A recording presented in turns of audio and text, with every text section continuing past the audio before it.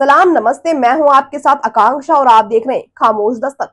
द्विवेदी ने सवाल उठाया कि उस एक ही सेवा प्रदाता का चयन क्यों किया गया। गृह निर्माण मंडल पंजीयन विभाग हमेशा आता रहता है, मतलब उसके अधिकारी तो क्यों पहल नहीं की। पंजीयन विभाग ने शीघ्र गृह निर्माण मंडल को उप पंजीयक कार्यालय समान रजिस्ट्री करने का अधिकार देने जा रहा है। उसकी मुहिम पर तमाचा है। राज्य सरकार पंजीयन शुल्क एवं स्टाम्प शुल्क माफ करने का अधिकार भारतीय स्टाम्प अधिनियम 1899 की धारा 9 में छूट देने, कमी करने या प्रशमन करने की शक्ति धारा 9/2 ख तहत राज्य शासन में निहित है, तो रजिस्ट्रीकरण अधिनियम 1908 तहत फीस निर्धारण की शक्ति या छूट देने की शक्ति 80 ख में राज्य शासन में निहित है। परंतु ना तो गृह निर्माण मंडल ने सरकार को पत्र लिखा, ना सरकार ने किया। चलिए माना सरकार से स्टाम्प शुल्क पंजीयन शुल्क माफ करवाने में समय लगता, परंतु कमीशन तो बचाया जा सकता है, जो नियम है। मध्य प्रदेश में ई रजिस्ट्रेशन व्यवस्था में सेवा प्रदाता के अलावा स्वयं पक्षकार अपनी आईडी बनाकर रजिस्ट्री करने की पात्रता रखता है। सेवा प्रदाता को लाइसेंस मिलता रहता है और कमीशन मिलता है। स्वयं की आईडी पर नहीं मिलता तो कमीशन कौन ने दिया? राज्य सरकार ने। किसकी गलती से गया? गृह निर्माण मंडल के अधिकारियों की। अतः कांग्रेस गृह निर्माण मंडल के अधिकारियों के खिलाफ सरकारी खजाने को नुकसान जानबूझकर पहुंचाने तथा खास व्यक्ति को उपकृत कर लाभ पहुंचाने पर प्रकरण दर्ज करवाने खातिर मंगलवार को शिकायत प्रस्तुत करेंगे। ये रजिस्ट्री हुकुमचंद मिल की है।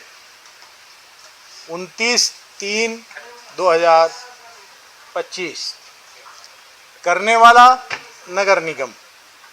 किसके पक्ष में? गृह निर्माण मंडल के। रजिस्ट्री किसने की?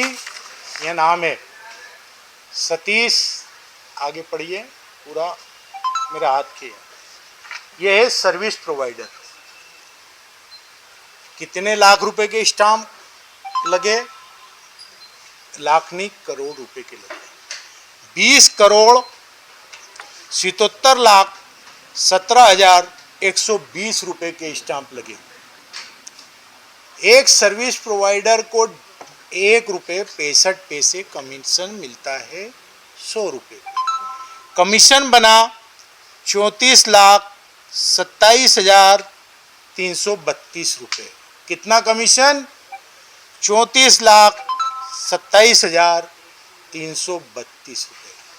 खरीदने वाली संस्था कौन है? मध्य प्रदेश गृह निर्माण मंडल। बेचने वाला कौन है? नगर निगम। दोनों रजिस्ट्रियां करते हैं। पालिका प्लाजा, महाराजा कॉम्प्लेक्स, शास्त्री मार्केट, धार कोठी, पलासियाना, रेसिडेंसी कोठी आदि कई कॉलोनियां, कई मोहल्ले, कई मार्केट नगर निगम ने बनाया है और लीज डीड करती है। नगर निगम की मार्केट विभाग भी है, नगर निगम का जनकार्य विभाग भी है। हर कॉलोनी का गिरवीनामा डेवलपमेंट वहीं होता है। हाउसिंग बोर्ड स्वयं कॉलोनी बनाता है, कमर्शियल मार्केट बनाता है। यह ज़मीन भी मार्केट बनाने और रेसिडेंशियल क्षेत्र बनाने के लिए उसने खरीदी। रोज रजिस्ट्री करता है। सरकार ने विज्ञापन दिया कि घर बैठे रजिस्ट्री आप करा सकते हैं बिना सर्विस प्रोवाइडर के, बिना वकील की मदद के। और ऐसी रजिस्ट्री आप कर सकते हैं तो जो स्टाम्प ड्यूटी का कमीशन है वो बचेगा और वो सरकार के खजाने में रहता। अगर ये सर्विस प्रोवाइडर की जगह गृह निर्माण मंडल स्वयं करता तो ये जो कमीशन है 34 लाख से ऊपर का, ये सीधे सीधे सरकार को बचता। मेरा स्पष्ट आरोप है इसमें खेल हुआ है। सरकार के खजाने में सुरंग लगी है, चपत लगी है। इस पूरे मामले को लेकर के गृह निर्माण मंडल के जिन अधिकारियों की भूमिका संदिग्ध है, जिन्होंने सरकार के खजाने में चपत लगाई है, सरकार को हानि पहुंचाई है, सरकार की छवि को खराब किया है कि सरकार ने कहा है कि घर बैठे रजिस्ट्री करा सकते हैं, कोई भी करा सकता है। और आप दोनों तो पारंगत हैं। गावस्कर और सचिन तेंदुलकर को गली और मोहल्ले के क्रिकेट खेलने तो सिखाना नहीं पड़ेगा। मतलब ये दोनों पिच पर आए तो कुछ न कुछ हुआ, और वो कुछ न कुछ हुआ। 34 लाख से अधिक का सरकार को फटका लगा।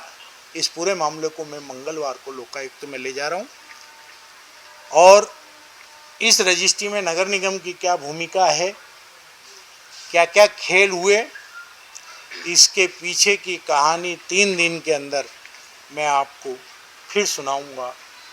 हुकुमचंद मिल, जिसके लैंड यूज का को श्रमिकों के हित में परिवर्तन करने का अधिकार या श्रेय किसी को जाता है, तो कांग्रेस